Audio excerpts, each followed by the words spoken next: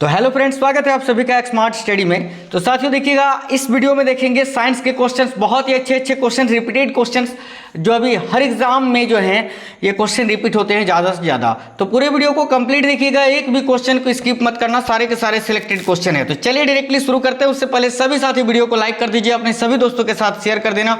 अगर कोई भी साथी नए हैं तो चैनल को सब्सक्राइब कर लीजिएगा। पहला क्वेश्चन स्क्रीन पर साथियों, कार में जो रेडिएटर होता है उसका कार्य क्या होता है? कार में रेडिएटर जो होता है उसका कार्य क्या होता है? तो इंजन को ठंडा रखना, इंजन को ठंडा रखना। आगे देखते हैं, मनुष्य के शरीर के ताप, मनुष्य के शरीर का ताप कितना होता है? तो यहाँ पर साथियों सेंटीग्रेड स्केल पर अगर देखें तो 37 डिग्री सेल्सियस, अगर फ़ारेनहाइट में देखें तो 98.6 डिग्री फ़ारेनहाइट, और अगर केल्विन में देखें तो 310 डिग्री केल्विन। ठीक है, याद रखना। आगे, दूरदृष्टि दोष से पीड़ित व्यक्ति को किस प्रकार से ठीक किया जा सकता है? तो याद रखिएगा, देखिए चलिए देखो, दूरदृष्टि से पीड़ित व्यक्तियों को निकट की वस्तुएं दिखाई नहीं देती है और इसके उपचार के लिए उत्तल लेंस का प्रयोग करते हैं। किसका? उत्तल लेंस का प्रयोग करते हैं साथियों, याद रखेंगे सभी।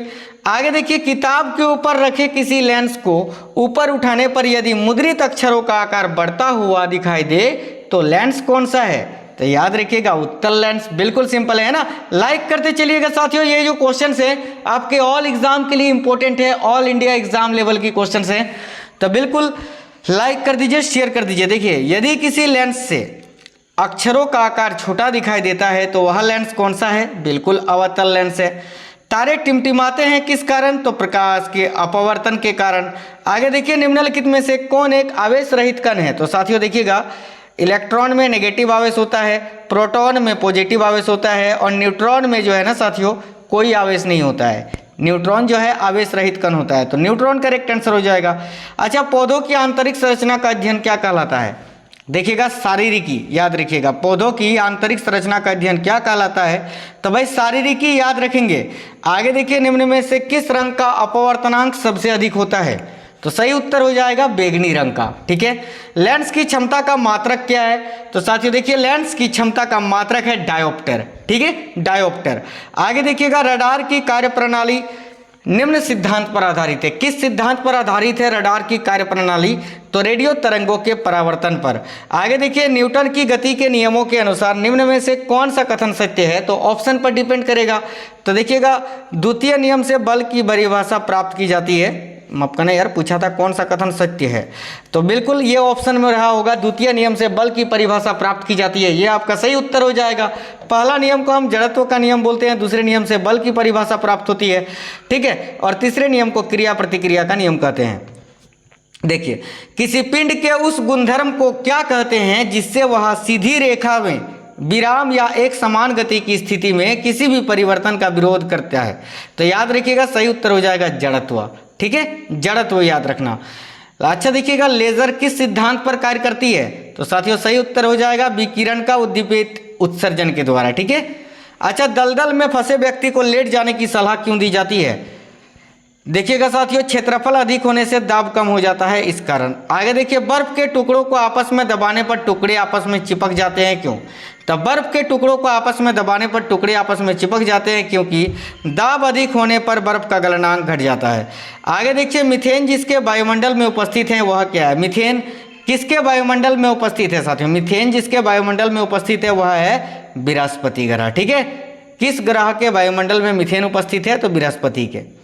आगे देखिएगा, प्रोटीन के पाचन में सहायक एंजाइम कौन सा है? तो याद रखिए ट्रिप्सिन। उन देशों में जहां के लोगों का मुख्य खाद्यान्न पॉलिश किया हुआ चावल है, वे लोग किस रोग से पीड़ित होते हैं? साथियों, उन देशों में जहां के लोग मुख्य रूप से जो हैं अपने खाद्यान्न को यानी चावल को खाद्यान्न के रूप में पॉलिश किया हुआ चावल खाते हैं, वो लोग साथियों देखिएगा बेरी रोग से पीड़ित होते हैं। बेरी जो विटामिन B1 की कमी से होती है, थायमिन की कमी से, जो चावल में पाया जाता है। अच्छा देखिएगा, मांसपेशियों में निम्नलिखित में से किसके एकत्र होने से थकान होती है? तो याद रखना लैक्टिक अम्ल। प्रकाश वर्ष क्या है? तो देखिएगा राइट आंसर हो जाएगा साथियों ये तो एक वर्ष में प्रकाश द्वारा तय की गई दूरी यानी दूरी का मात्रक है। समुद्र की गहराई नापने के लिए कौन सा उपकरण प्रयोग किया जाता है? सही उत्तर हो जाएगा फेदोमीटर। अच्छा आगे देखिए, कंप्यूटर की आईसी चिप्स किस पदार्थ की बनी होती है? तो सिलिकॉन की, याद रखना। वह काल्पनिक रेखा जो फोकस पर एवं पोल से गुजरते हुए गोलाकार दर्पण पर पड़ती है वह क्या कहलाती है? तो याद रखना मुख्य अक्ष इस क्वेश्चन का सही उत्तर हो जाएगा। फटाफट से देखते हैं अगली क्वेश्चन। अगर किसी वस्तु का फोकस अवतल दर्पण पर पड़ता है तो उसकी छाया कैसी बनेगी? तो याद रखिएगा अनंत पर, इन्फिनिटी। आगे देखिए, वह धातु जो अम्ल एवं क्षार के साथ क्रिया करके हाइड्रोजन निकालती है, तो याद रखिएगा वो है जिंक। ठीक है, जीव विज्ञान शब्द का प्रयोग सर्वप्रथम किसने किया था? तो याद रखिए लेमार्क तथा ट्रेविरेनस ने। आगे देखिए, कार्य का मात्रक क्या होता है? तो जूल। आगे देखिए, दो या दो से अधिक तत्वों के मात्रा के विचार से एक निश्चित अनुपात में संयोग करने से बना पदार्थ क्या कहलाता है? तो साथियों यौगिक, कंपाउंड। ठीक है, किसी ध्वनि स्रोत की आवृत्ति में होने वाले उतार चढ़ाव को क्या कहते हैं? साथियों याद रखिएगा डॉपलर प्रभाव। अच्छा, कोई कण एक सेकंड में जितने कंपन करता है उस संख्या को क्या कहते हैं? तो याद रखिए आवृत्ति। आगे देखिए, निम्नलिखित में से कौन धातु होते हुए भी विद्युत का कुचालक है? याद रखिएगा सीसा। किस अधातु में धातुई चमक पाई जाती है? तो ग्रेफाइट और आयोडीन। आगे देखिएगा, एक गुब्बारे में हाइड्रोजन व ऑक्सीजन गैस के बराबर अणु हैं, यदि गुब्बारे में एक छेद कर दिया जाए तो क्या होगा? तो साथियों हाइड्रोजन गैस तेजी से निकल जाएगी। आगे देखिए, कपूर के छोटे छोटे टुकड़े जल की सतह पर नाचते हैं, इसका कारण क्या है? तो पृष्ठ तनाव के कारण। पानी का घनत्व अधिकतम होता है कब? तो साथियों 4 डिग्री पर। आगे, यदि दो उपग्रह एक ही वृत्ताकार कक्षा में चक्कर लगाते हैं तो क्या होता है? तो उनका वेग समान होता है। आगे देखिए, पृथ्वी की परिक्रमा कर रहे एक उपग्रह से एक पैकेट छोड़ दिया जाता है तो क्या होता है? तो उपग्रह के साथ उसी चाल से पृथ्वी की परिक्रमा करेगा। निम्नलिखित में से कौन एक यौगिक है? ये ऑप्शन पर डिपेंड करता है, जैसे कि अमोनिया। ठीक है, ये नाइट्रोजन और हाइड्रोजन का यौगिक है ना, NH3 अमोनिया का सूत्र। आगे देखिए, यंग प्रत्यास्थ गुणांक का समात्रक क्या होता है? तो साथियों न्यूटन पर मीटर स्क्वायर, न्यूटन पर मीटर स्क्वायर, याद रखेंगे। आगे देखिए, कैंडला मात्रक है किसका? तो ज्योति तीव्रता का। जल एक यौगिक है, क्यों? साथियों देखिएगा, क्योंकि इसमें रासायनिक बंधों से जुड़े हुए दो भिन्न भिन्न तत्व हैं, H2O। देखो हाइड्रोजन ऑक्सीजन भिन्न भिन्न तत्व हैं, है ना।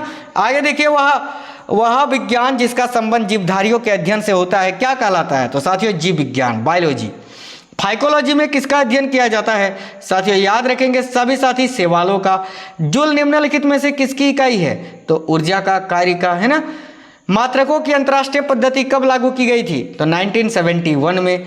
आगे देखिएगा, चमगादड़ अंधेरे में उड़ते हैं क्यों? याद रखिए चमगादड़ परासरव तरंगे उत्पन्न करते हैं। ठीक है, आगे देखिए, बर्फ में स्केटिंग करना प्रदर्शित करता है कि दाब बढ़ाने पर बर्फ का गलनांक क्या होता है? बिल्कुल घट जाता है।